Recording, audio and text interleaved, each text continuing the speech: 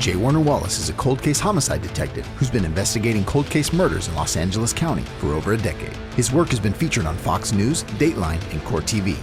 Now, we join him as he applies his investigative skills to making a case for Christianity.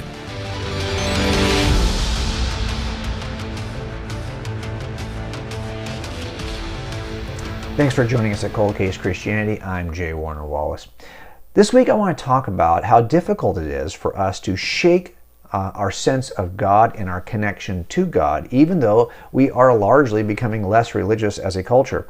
This has been happening in Europe even faster than it's happening here, and we've tracked it at coldcasechristianity.com in the one article that has the word updated. So if you just go to our website and type in the word updated, you'll find this article that talks about how young people are leaving Christianity. And what I'm really talking about in this article are all the surveys that demonstrate that many young people at some point will no longer claim a Christian identity, especially as you see them get to college age. But to be honest, it's happening much younger. It's happening usually while they're in our own homes. From the junior high to high school ages, our young people are making decisions about what they want to do with their lives, how they want, the kind of freedoms they want to live, to be honest. And a lot of that has to do with how they view the religious beliefs of their parents. So all that being said, there's a sense I think we have that, wow, we're becoming less religious. Not really. Well, are we becoming less Christian? Perhaps. I think the door is still open and the window is still open because people are not less religious or less inclined to think about the things of God. We are created, after all, if Christianity is true, in the image of God. So why would we be surprised that at some point we seek to fill the vacuum that we may have opened up for ourselves by denying God? We are going to fill that with something, and we see that in surveys. That's why I've written an article that's the title of this week's podcast. Try as we might, it won't be easy to abandon our religious identity. Now, the article I wrote on our website is under the same name. You'll find it there on the Cold Case Christianity website.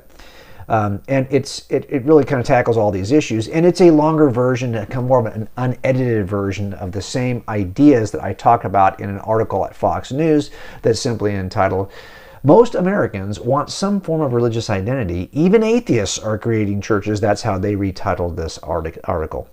Now look, a lot of the research that's been done on this issue has come out of the Pew Research Group.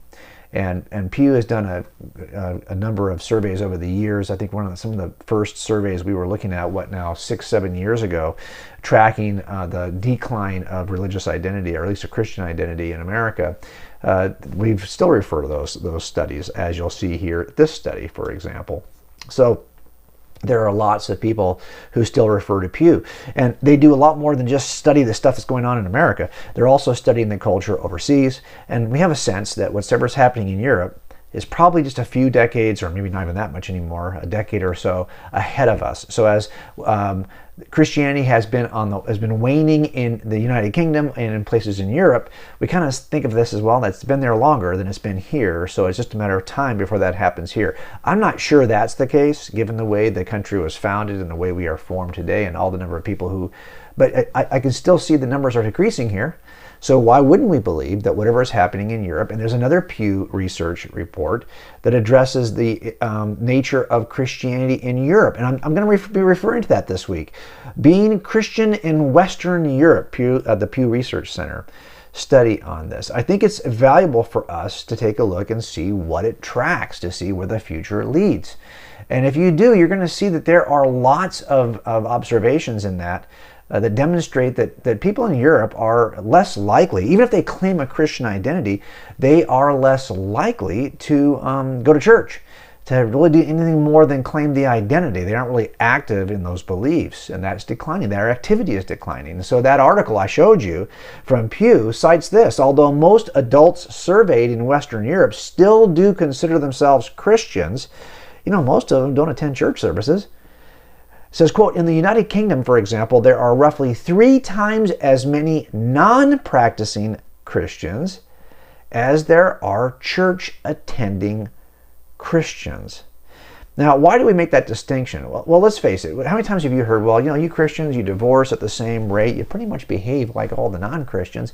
Well, then we would ask the question, well, who are you identifying of us, of our group, who are you saying are Christians? What defines us as? Do we, just because we say we're Christians, does that make us a Christian? Or would it require also some activity or behavior or commitment or level of commitment or some evidence of that level of commitment that would identify us as Christians? And one of those evidences of a level of commitment might be, how often do we congregate with other Christians and read or study our text, the Bible? This is what happens at church. So I think you could argue, well, look, it's interesting that Europe, the true Christians, if I hate to say, only God knows who the true Christian is. But the point I'm trying to make is those who are committed enough to actually attend church services, only about 18%. 55% will say they're Christians, but they don't attend church. So there's like a gap then, right? Of 36% of people who want to say they're still Christians even though they're not even going to church. They probably don't even know anything about what the scriptures teach. They haven't been in years. Maybe they never went. Why do people want to hold on to a religious identity when in fact they're not actually that person they say they are? If you ask them, well, yeah, what's that about? That's really interesting, and it gives us some insight into why it's going to be so hard for us to abandon our religious identity, even though lots of people, I'm sure, are hoping that's the case, that someday all religious people will abandon their religious identity. But it's not going to be as easy as you might think. Even those people in Europe where Christianity is waning are still holding on to the identity, if not the practice, of Christianity. That's interesting to me. Another article was written on this too, which I also cited and linked to. All these, by the way, are hyperlinked into the articles. And that's this article from the New York Times. Crosses go up in public offices all over Europe now. But in Bavaria, at least, they're saying it's culture, not religion. This article cites the true observation that symbols of Christianity are reemerging and dominating the landscape of the United Kingdom and of Europe, even though only 18%, we saw before, actually attend church. What is that about? Here's what the article says about that. I thought it was kind of interesting. It says that despite this trend in Europe, Christian symbols are increasingly seen in many countries. A recent article described this phenomena, citing an order, in Bavaria, quote, to hang a cross in the entrance of every state building in Bavaria, quote unquote. That's interesting, right? Here's what it basically says, is that religious symbols, quote, are making a powerful comeback. And in Germany, even though Christianity is declining, one official insisted, quote, that the cross is not a sign of religion, but of identity and culture. Oh, interesting. To me, that's fascinating that in a culture that really does not, if you're saying, hey, this is not about a religion, we don't believe this, but we don't want to let go of it because it demonstrates something that's powerful to our cultural identity. Isn't that interesting? Look, you could choose a lot of things by which you want to, with which you want to identify as a culture. Some would be good, some would be bad. It's interesting to me that of all the views, and here in America, if you're on Twitter or Twitter or YouTube, you know that people who are not Christians are really just hammers looking for nails. Right? I say that all the time because it's true. So it feels, if you're on these social media platforms, where a lot of my videos end up, it feels like, wow, to be honest, the most vocal, outspoken, and aggressive segment of society are those people who reject Christianity and would never seek to use a Christian symbol to symbolize the cultural values they hold dear. Yet here in Europe, you see that Christian symbols are not going to be easily jettisoned by a culture that still sees them as valuable. My question, of course, is why are they valuable? If they're just evil and they're oppressive and racist and misogynistic, you name it, whatever the complaint is against Christianity, why would you want to retain the symbolism of Christianity? Yet that appears to be the case in Europe. One more article before the break, and that's this article, which I thought was also very, very interesting because it describes in lands where, quote, Christian civilization, unquote, emerged, faith still shapes identity. This is from The Economist. And this article I thought was interesting also because it describes a little bit more about this sense that people want to hold on to their religious identity in several places, even though they don't really hold to any of these beliefs anymore. They want the identity, if not the active belief, or just acting on those beliefs, or at least the beliefs that were originally associated with that religious identity. And here's what this article says. And I kind of summarize it. Why do so many Europeans still, quote, consider themselves Christians even if they seldom go to church, unquote? In some countries like Germany, it may simply be a reaction to the fact, Europe has opened its doors, quote, opened its doors to more than 1 million migrants, many from predominantly Muslim countries. And that's a very strong, important truth, unquote. But something else may also be responsible for our hesitancy to jettison all religious identity. Now, it is true that there are probably some places in Europe that are just holding on to this symbolism because they reject the migration of people of other faith systems.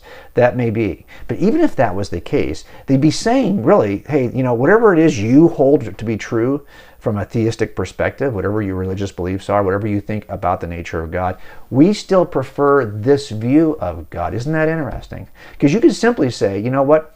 We want no demonstration of religion. Whatever you're bringing in to us is as abhorrent as whatever we used to hold to here. We want to get a society which is entirely humanistic. We want to reject all of that nonsense. Instead, they're saying, well, no, of these two kinds of views, we prefer this old view than this new view coming in. Isn't that interesting? That's a value statement. And it seems to me that still demonstrates a larger reality. And that is that rather differentiate myself from a migration that is religious in nature, they see it this way as religious, right? If it's Muslim migration coming into Europe, rather than say, no, we want to demonstrate we prefer atheism, or we prefer secularism, or we prefer humanism. Instead, they retreat back to Christianity's symbols. Is it maybe an indicator of a larger reality? And this is simply the larger reality. We may just be innately religious. Now, there's a lot of study on this. I just wrote another book in which I cite some of this. We're not going to get into that today, but there's a lot of good scientific evidence in terms of studies that have been done, mostly with children, that we are innately religious from birth. We innately seek God, identify God as a creator. These are things we default to as children. But aside from that, the fact that we are innately religious may simply describe and explain why it's going to be so hard, why so many European countries hold on to their religious identity even though they don't even go to church, and why I don't think it's going to be easy for anyone to jettison a religious identity even in this country. Let's take a break and I'll tell you why that would be the case.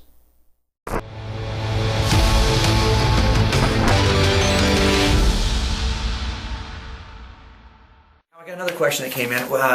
What would you say are the top 3 reasons the Bible is reliable? And as a guy who was really trying to answer that question for himself, not quite sure if this was even true, to me it really came down to I needed to know if the accounts in the Scriptures were reliable. Could I trust what the Bible said? And primarily I'm talking about, as a Christian, can I trust what the Bible says about Jesus? That's really what it comes down to. And so I took a similar approach that you would take with anybody when you're examining eyewitness reliability.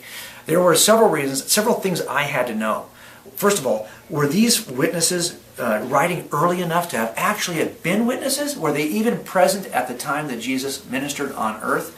And that's going to be an important issue. Are the Gospels dated early enough so they could have been written by eyewitnesses? The second one, of course, is can they be corroborated in some way? Is there some either archaeological evidence or some writing of non-Christians like Josephus, Tacitus, Thallus, people who in the first century would have written something, even if all it does is corroborate the loose outline of Jesus' life? That would be at least some evidential corroboration for the claims of the gospel writers. The third thing, of course, is how do I know it hasn't changed over time? So I want to examine this chain of custody, the heel-to-toe story of Jesus, from John to his students, to their students, to that next student, all the way down. And when I got that snapshot of Jesus taken over the centuries, it would at least tell me if, in fact, the story had changed. And there's actually one more thing. Do I think that these folks had a bias? Because if witnesses have a bias, you can't trust them. And so I had to look at those areas, but primarily the issue of early dating. I think there's more than enough good reason to believe that the Gospels are written within the lifetime of the eyewitnesses. It would best explain the evidence, for example, of the missing destruction of the temple. The siege is not described. The deaths of Peter, Paul, and James, the brother of Jesus, are not described in the book of Acts. You've got Luke writing his Gospel before the book of Acts. You've got Paul in two different locations, either referencing Luke's Gospel directly or referencing the same issues that Luke is referencing in his Gospel. You can follow this back and tighten it in, and you realize that you're now within the lifetime of the eyewitnesses. So are they present? I think they are. It's a good reason to trust them. Are they corroborated? I do think that the loose outline of Jesus' life is corroborated in the writings of non-Christians, from Josephus to some of the Greek writers at the time.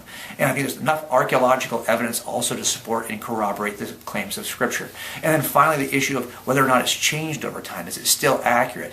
When you examine the picture of Jesus taken by the disciples of John, Ignatius and Polycarp, take a look. How do they describe Jesus? How does their student Irenaeus describe Jesus? How does his student Hippolytus describe Jesus? And you keep on going down the chain of custody, you'll realize the Jesus that most skeptics despise, the Jesus that claimed to be God and worked miracles and rose from the dead, is the earliest description of Jesus that's offered by both John and all of his students all the way down through history.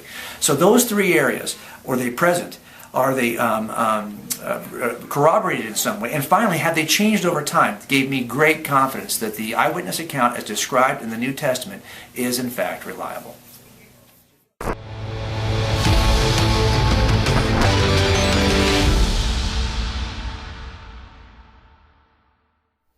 All right, so why? Why is it that we may just be innately religious? Well, we could look at the studies and you could determine this statistically if we are or are not. But one thing we can say, if Christianity is true, you cannot shake the fingerprints of your maker, right? And if we are made in the image of God, don't be surprised if at some point we seek God. We reflect a desire to know God, as we see, as the psalmist says, the heavens declare the glory of God. The skies proclaim the work of his hands. Day after day they pour forth speech. Night after night they reveal knowledge. If you start paying attention to these things, as it says in Romans, Paul says that nobody has an excuse, because we ought to have known that there's a creator simply by looking at his creation. There is something we cannot deny, and we seek something bigger than us.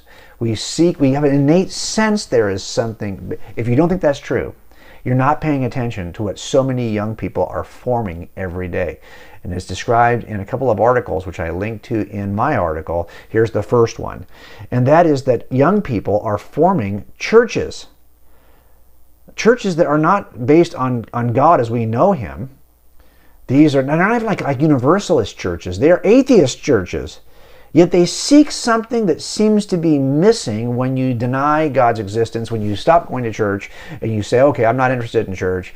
I'm not interested in the theism, whatever your version of theism teaches. But they end up starting to form these kinds of churches. Let me show you another one that is in the city of Seattle. Now look, Seattle's garnered a lot of bad press in the last couple of years, right, for all the activity there. But they have their own atheist church. And so I'm not saying this, again, this is not a view. This is an atheist church. These are folks who come together. They've co-opted that word church, and they are not believers. They are atheists. What are they doing? Why are they doing this? Well, let me read to you a quote from the first article I showed you, which I thought was enlightening. Here's what it says.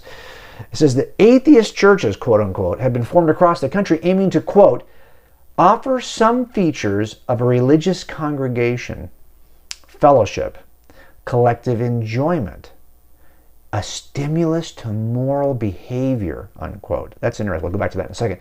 These congregations meet on Sundays. Well, that's interesting. Why Sunday? Could be any day, right? And they include Sunday school, where children go while parents attend, quote unquote, services. When asked if these atheist churches could be described as a form of religion, the founder of the Seattle Atheist Church I just showed you responded with a definite yes. So these are a form of religion, not according to what, theists sometimes will say this, that atheism is its own religion, and atheists will scream about this. How could you say that, right? This is not true. They'll define religion in a different way. But the interesting thing is that when non-believers like atheists in Seattle form groups like this, and then they're asked if these are by very nature religious, they say yes. Okay. That's fine. Right? I mean, I just think it's Interesting that we fill that gap. Now, when you're teaching moral behavior, again, we said it in last week's show when we talked about the atheist chair for the University of Miami. If you're complaining that there ought to be, you ought to teach atheism because atheists have suffered immoral discrimination, you're going to have to be able to figure out how to ground this objective immorality you're describing in terms of the kinds of discrimination you might be suffering. In other words, if you're going to teach moral behavior as an atheist, where are you going to argue this comes from? There's the problem again. Yet, these groups come together. They are innately religious by their own admission, and they want to basically parallel all the activities and all of the goals of church groups, one of which is to teach moral standards. But they're not grounded in Scripture. They're grounded, I guess, in what the view of that particular group is, but why should I care what your group thinks about what's moral? How are you going to ground this? If it's just the opinion of the Seattle Atheist Church, and I'm over in the Portland Atheist Church, and we think our goal is to eliminate your group, why would you call that immoral? On what basis? If all morals are not grounded in the transcendent holy nature of God, then everything's just a matter of personal opinion, groupthink, cultural consensus, and therefore it's all up for debate and for war and for battles and for mistreatment. There's the problem with it. But aside from that, let me show you another article that's featured. I featured in my article as well, and that's this one.